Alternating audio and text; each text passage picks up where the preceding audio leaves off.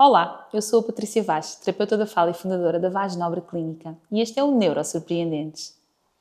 Um podcast que vem desmistificar o que é, afinal, ser neurodivergente. Conversar com especialistas, pais e educadores de crianças que têm alterações do neurodesenvolvimento. E ainda partilhar estratégias práticas com as famílias para poder potenciar todas as capacidades e talentos surpreendentes das nossas crianças. A comunicação e a interação social são das competências mais importantes no desenvolvimento infantil. No entanto, nem todas as crianças desenvolvem aqui a comunicação, a linguagem, da mesma forma, nomeadamente as crianças neurodivergentes. Sistemas de comunicação aumentativa e alternativa permitem que estas crianças façam entender, expressem necessidades e desejos e participem ativamente na vida social e estejam disponíveis para a aprendizagem. Mas afinal, o que é a comunicação aumentativa? Como é que funciona? Que sinais indicam que a criança pode beneficiar deste tipo de apoio? E de que forma os pais e educadores podem potenciar estas estratégias no dia-a-dia? É precisamente sobre isso que vamos falar neste episódio de Neurosurpreendentes, e para isso temos aqui a nossa querida Lénia Ferreira, especialista aqui em toda esta área da comunicação e terapeuta da fala na Vaz Nobre Clínica. Obrigada, Patrícia, pelo convite. É um prazer falar neste tema que para mim é muito querido. Que bom, Lénia. Então, se calhar começamos por esclarecer, Lénia, o que é a comunicação aumentativa e alternativa? A comunicação aumentativa e alternativa refere-se a todas as estratégias e todas as ferramentas que uma criança ou um adulto utiliza para se fazer entender, para trocar mensagens. Para além da fala. Podem ser gestos, podem ser expressões faciais, podem ser símbolos pictográficos. Ela chama-se aumentativa porque tem o potencial de alavancar a fala e de complementar a fala, e pode-se chamar alternativa quando, efetivamente, é uma alternativa à fala em crianças que não conseguem falar. Muito bem. E por falar em falar, Lénia, muitas vezes ouvimos a expressão aquela criança é não verbal. Isso não é totalmente correto, digamos assim, não é? Eu concordo, não é totalmente correto. A comunidade científica, felizmente, e médica e terapêutica, obviamente, por consequência, começam a não utilizar este termo e a explicar porque é que ele já não se usa. Porquê? Porque não verbal, primeiro as pessoas usam muito isto, a comunidade científica, inclusive, usava até algum tempo atrás, precisamente para dizer que era não falante, que era não oral, que não falava. Ou seja, estava-se a usar o termo de forma errada. Não verbal não é o mesmo que não oral, que não falante. Portanto, este era o primeiro erro, não é? Estávamos a usar da forma errada. Depois percebe-se perfeitamente que, mais obviamente nós que percebemos do tema, mas eu passo a explicar da forma mais simples que eu consigo, que linguagem verbal não é o mesmo que fala, e dizer que a criança é não verbal é dizer que ela, por exemplo, não compreende a linguagem, não compreende o que lhe dizemos, não compreende as palavras, as frases. E realmente, logo deste ponto de vista muito simples, não verbal não é correto. Portanto, felizmente, quando começamos a pesquisar, já percebemos que muitos estudos científicos internacionais eles usam non-speaking ou então minimally speaking. Portanto, non-speaking nós tínhamos que traduzir para Portugal em não oral ou não falante, que não fica muito bem. Vamos ver o que é que a nossa comunidade científica portuguesa faz para transformar aqui este termo num termo mais simpático e adequado. E depois temos outro termo que eu aproveito para explicar, que é o minimamente verbal. Há estudos que variam, mas chama-se minimamente verbal, e eu explico porque eventualmente quem nos está a ver e ouvir vai confrontar-se com este termo, e portanto eu ajudo a explicar. Considera-se uma criança minimamente oral quando consegue dizer e utilizar entre 5 a 20 palavras para falar. Portanto, abaixo disso, abaixo das 5, já consideramos que não fala ou que é não oral.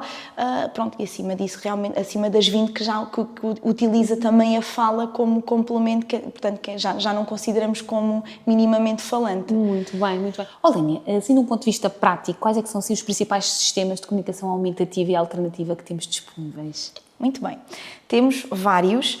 Temos, por exemplo, sistemas, nós classificamos-los em 2 tipos, fundamentalmente. Nos sistemas de comunicação aumentativa sem ajuda, em que eu não preciso de nenhum material para conseguir portanto, comunicar, usar este sistema de comunicação, como, por exemplo, os gestos, e tenho-os com ajuda, em que eu preciso de material.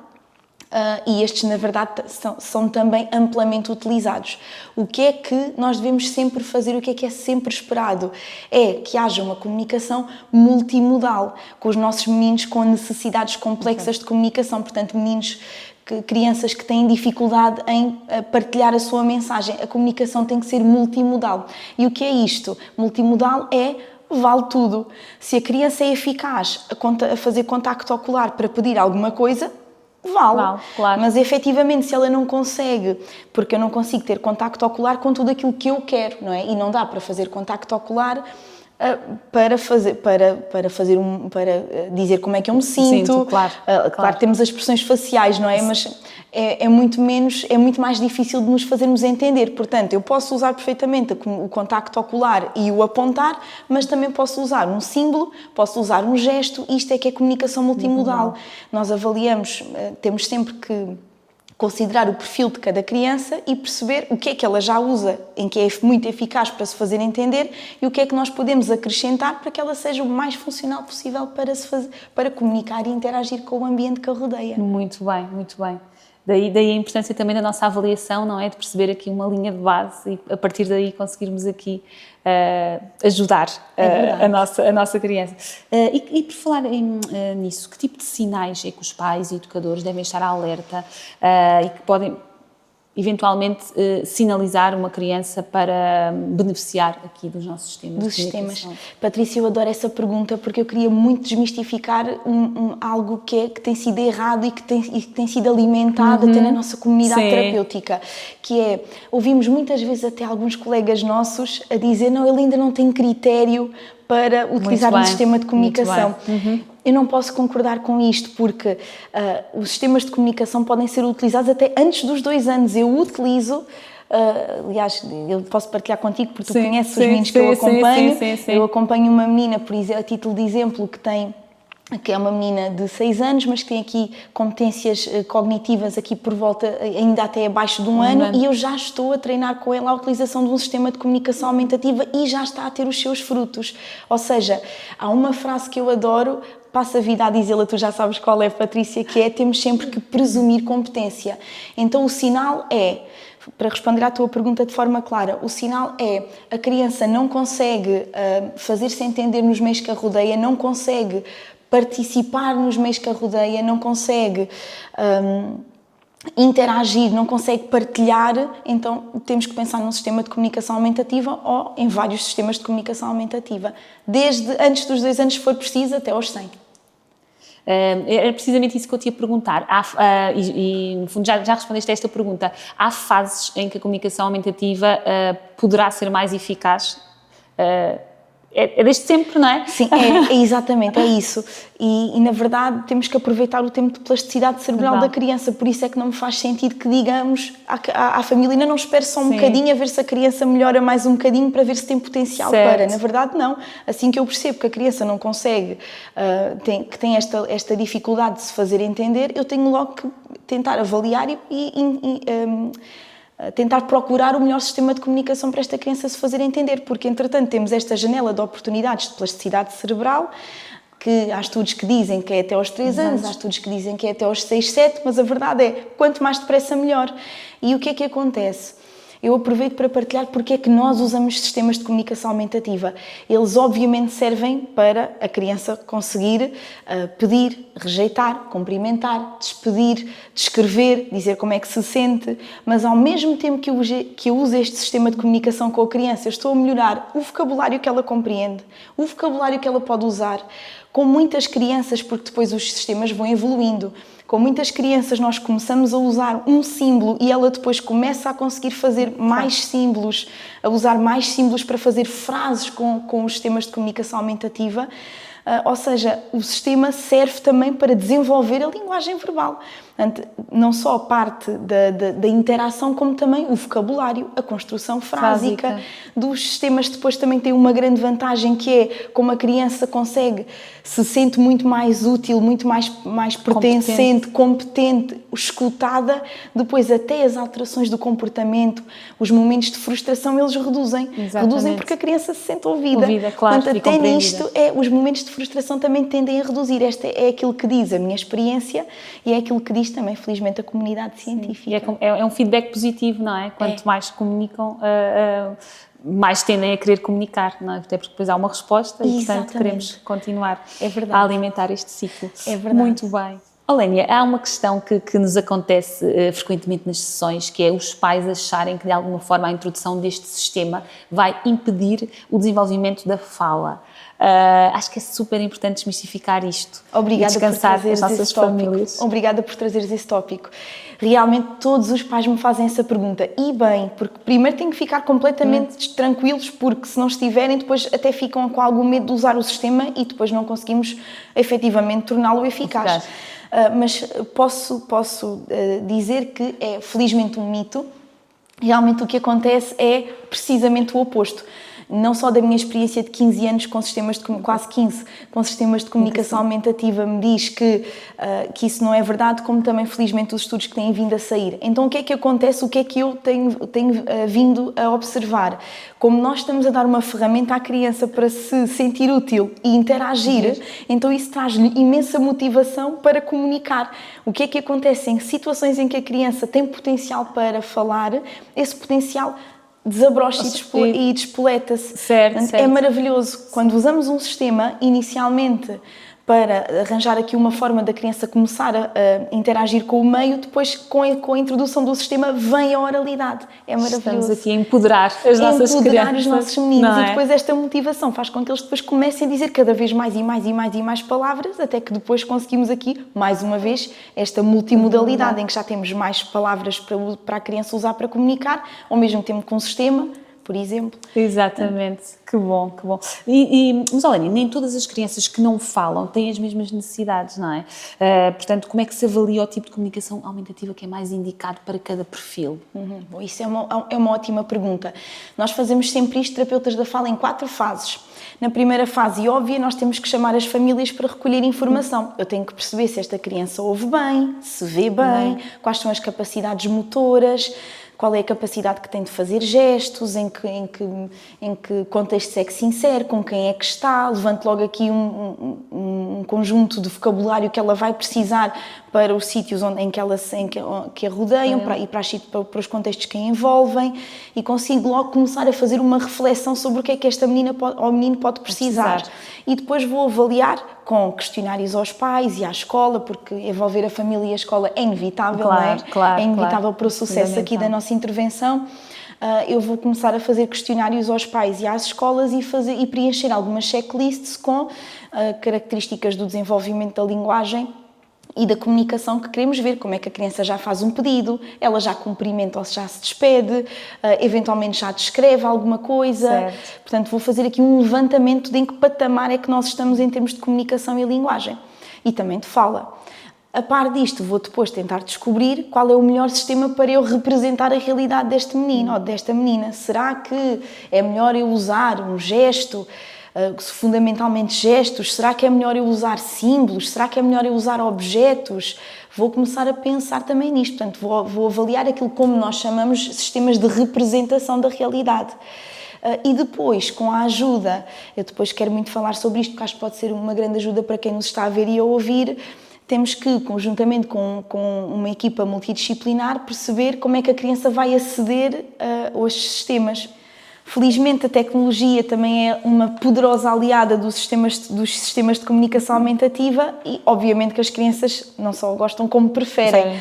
O que nós fazemos é, temos sempre sistemas de comunicação que são físicos, que são de baixa tecnologia, como por exemplo, tenho aqui o exemplo de uma tabela de comunicação que nós fizemos aqui para uma das nossas salas da Vaz Nobre, e esta tabela de comunicação é um conjunto de símbolos que nós criamos para conseguirmos comunicar com a criança e ela connosco. Por exemplo, quando nós nos vamos calçar e descalçar, podemos apontar para o símbolo, olha, agora vamos descalçar e vamos ver o pai, por exemplo. E podemos ir logo introduzindo vocabulário e a criança depois, à medida que nós vamos usando, depois ela também vai saber utilizar e poder comunicar connosco. Ou agora dizer, olha, acabou, está na hora de arrumar. Ou então, eventualmente, eu percebo que a criança quer outro jogo ou outra brincadeira. Eu posso lhe dizer, por exemplo, tu queres outro jogo. Olha, vamos fazer bolas de sabão. Portanto, temos aqui uma tabela de comunicação que nos ajuda a comunicar o básico e o essencial numa das nossas salas. E isto nós fazemos, obviamente, para os vários contextos em que as crianças se inserem. Depois, as ferramentas de alta tecnologia vêm complementar isto, não é? Se eu tiver isto num tablet, onde eu posso ter voz associada, música, agora até já há símbolos a mexer, já conseguimos pôr os símbolos em movimento. Isto é muito mais atraente para as crianças. Claro. Portanto, temos aqui a tecnologia como uma ferramenta poderosa ao serviço da comunicação. Obrigada, Patrícia, ao serviço da comunicação. Muito bem. Lénia, eu acho que os pais têm muitas vezes esta dúvida, ainda que muitos deles assistam às sessões, mas como é que é tipicamente uma sessão com foco aqui na comunicação aumentativa? As sessões em que usamos sistemas de comunicação aumentativa são sessões, em primeiro lugar, que nós gostamos muito de convidar os pais a participar, porque o pai, a mãe, o cuidador têm que saber como é que se utiliza o sistema de comunicação e não há nada melhor do que ver o terapeuta a utilizar para depois se sentir capaz e empoderado para ser ele a utilizar. Exatamente. Portanto, em primeiro as famílias assistem e depois o que é que nós fazemos que é importantíssimo desde o dia zero? Nós temos que usar como se nós precisássemos adultos. Okay. Isto chama-se modelar. Nós temos que usar porque eu não posso depreender que entregue um sistema de comunicação a uma criança, por muito simples que ele seja, e que a criança vai saber utilizar. Claro. Na verdade, é exatamente por isso que muitos terapeutas e médicos, às vezes, dizem mesmo, ele ainda não tem capacidade para usar. É porque estamos a imaginar que a criança não tem competência cognitiva para isso e desistimos. Claro. Mas a verdade é, eu tenho que presumir competência, preparar um sistema do mais simples ao mais complexo, depende do perfil da criança, e treinar com a criança. E como? Modelando. Claro. Eu uso como se eu precisasse. Por exemplo, vou dar outra vez o exemplo aqui na tabela, como eu estava a fazer há pouco, o que é modelar? Eu vou dizer à criança o que é que eu estou a fazer. Olha, agora eu quero saltar no trampolim. Vamos saltar no trampolim, é tão divertido, eu estou mesmo feliz. Ou então, por exemplo, tenho tanta sede, vou beber água. Eu estou a usar como se eu precisasse. A criança vai perceber como é que se faz, à medida que nós vamos fazendo isto, não é? E depois nós vamos conseguindo introduzir outras estratégias à medida que a criança vai evoluindo. Por exemplo, depois quando a criança começa a perceber como é que funciona, porque nós modelamos, nós começamos a usar outra estratégia que é criar uma oportunidade. O que é isto? Não é frustrar a criança, eu sei que ela gosta de bolas de sabão, eu vou colocar plasticina, por exemplo, e vou colocar animais. Faltam as bolas de sabão. Eu sei que a criança gosta de bolas. Eu tenho a tabela preparada com bolas de sabão. Está aqui. As bolas de sabão estão aqui à sua disposição. A criança, como já sabe como é que isto funciona, ela vai dizer-me, Lénia, eu quero bolas de sabão. Portanto, eu criei-lhe uma oportunidade para ela comunicar. Exatamente. E depois outra das estratégias que fazemos, para não me alongar muito, é depois vamos aumentando esta complexidade. A criança começa a comunicar com um símbolo, não é? Desculpem, vou voltar à tabela. E diz quero o trampolim. Por exemplo, à medida que vamos crescendo, vamos começando a introduzir símbolos para fazer frases. Por que não? Eu gosto do trampolim. Ou então, eu quero o trampolim. Ou então, pronto, enfim, aqui são sim dois exemplos, obviamente há centenas e centenas, mas só mesmo para ficar claro, nós vamos fazendo aquilo que se chama scaffolding verbal. Eu vou aumentando a complexidade. Muito bem. Lénia, para além destas estratégias que já falaste e que usamos em sessões, que tipo de estratégias é que os pais podem utilizar em casa para melhorar a comunicação? Ok, muito bem. Então, o que é que nós podemos e devemos fazer? Nós terapeutas, que estamos a introduzir o sistema de comunicação, em primeiro lugar, há uma coisa que os pais têm que ficar muito atentos. Quando percebem, quando sentem, se já tiverem esse conhecimento, quando sentem que a criança precisa de um sistema, é muito importante fazerem esta partilha, porque às vezes o que acontece é os terapeutas da fala não têm todos a mesma especialidade e está tudo certo em relação a isso. Eu também não sou especialista em todas as áreas, gostava muito, mas não sou.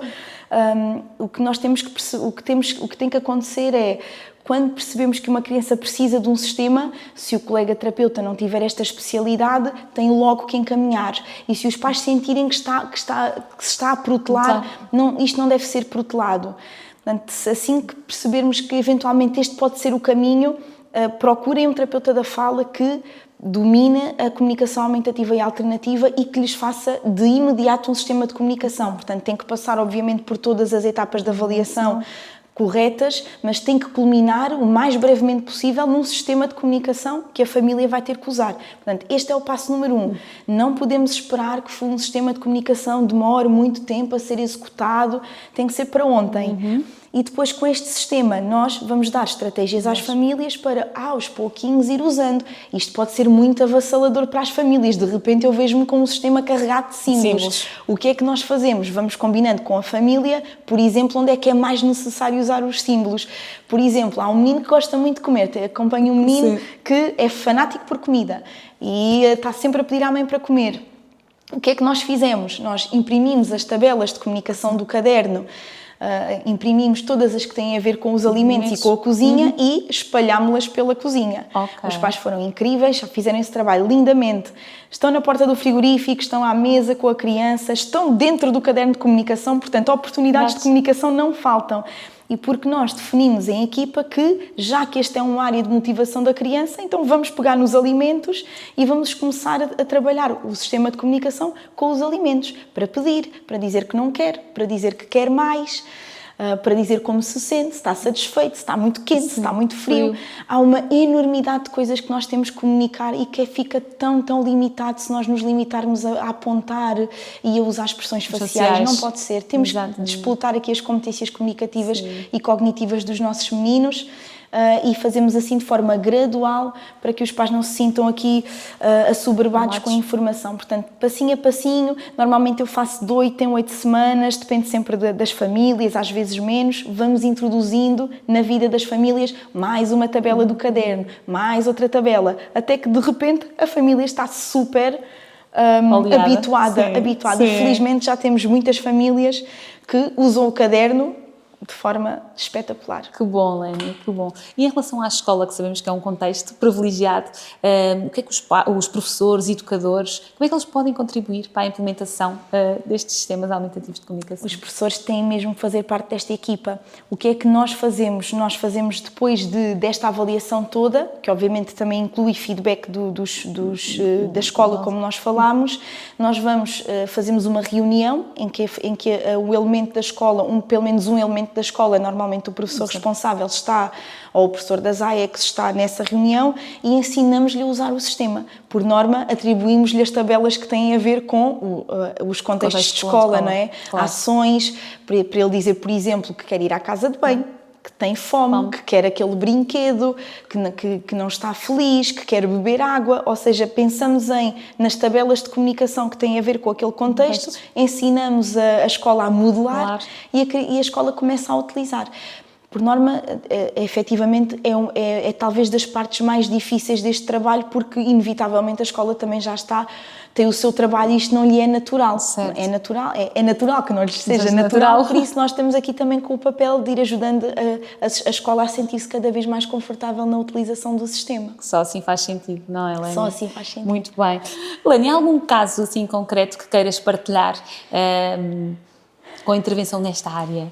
Olha, eu vou fazer aqui a partilha de um caso que me é muito querido. Eu acompanho um menino que não fala há cerca de 3 anos e quando eu comecei a implementar um sistema de comunicação aumentativa e alternativa com ele, realmente toda a gente achava que ia ser um trabalho inglório, ninguém pensou que se podia investir. Eu sinto que a própria equipa estava aqui um bocadinho descrente e eu tenho de fazer alguma coisa por este menino.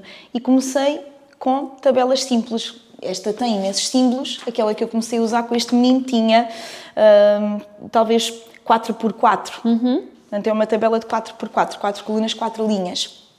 E a verdade este menino começou a aderir lindamente. Uau. Neste momento é o menino que eu tenho que está a usar melhor o caderno de comunicação. Era um menino que até nem lidava muito bem com alta tecnologia porque se desorganizava, só queria ir ao YouTube. Entretanto, já gosta tanto de usar a comunicação aumentativa que o tablet já é uma solução para ele, felizmente. E, portanto, usa o caderno de forma exemplar. E a mãe também usa o caderno de forma exemplar, leva-o para todo o lado. Vão juntos às compras, vão juntos ao café. A mãe realmente explica-lhe tudo usando o caderno. E é um menino que já teve vários cadernos, porque os cadernos de comunicação, eles é impossível serem imutáveis, claro. É errado serem imutáveis. Claro, Portanto, claro, ele já teve, esta já é a versão 5.0 do caderno dele, porque formos aumentando cada vez mais e mais e mais símbolos, e ele neste momento está a usar conjuntos de 3 e 4 símbolos para se fazer entender. Uau, que incrível. Sim. Eu fico muito, muito feliz. Este menino é aqui um caso brilhante de sucesso, porque conseguimos envolver a família e dar-lhe este poder. E dar-lhe este poder de comunicação. É verdade. Deixa-me muito, muito feliz este menino que está no meu coração. Muito obrigada, Lénia. Foi um gosto ter-te aqui. Tenho certeza que as tuas respostas foram super úteis para quem nos ouve e, no fundo, muito alinhadas com a forma como nós vemos as crianças neurodivergentes, sabendo que com as ferramentas e estratégias certas, portanto, podemos aqui exponenciar o potencial das nossas crianças e ir muito além daquilo que é um diagnóstico. É verdade, Patrícia, eu é que agradeço pelo convite, pela oportunidade, e eu queria aproveitar para desafiar quem nos ouve e quem nos vê a fazer aqui alguma partilha, colocar alguma questão que queira ver respondida sobre este tema, porque certamente haverão várias. Eventualmente, se houve aqui alguma questão polémica, por favor, partilhem connosco aquilo que não, alguma coisa com a qual não concordem, e iremos ficar. Eu estou 100% disponível para responder a todas as vossas dúvidas, questões, comentários, partilhas. Voltaremos em breve em mais um episódio de Neurosurpreendentes. Até lá estamos disponíveis para vos receber, acolher, esclarecer dúvidas e aconselhar naquilo que for necessário nas clínicas da Póvoa de Santo Adrião e Belas.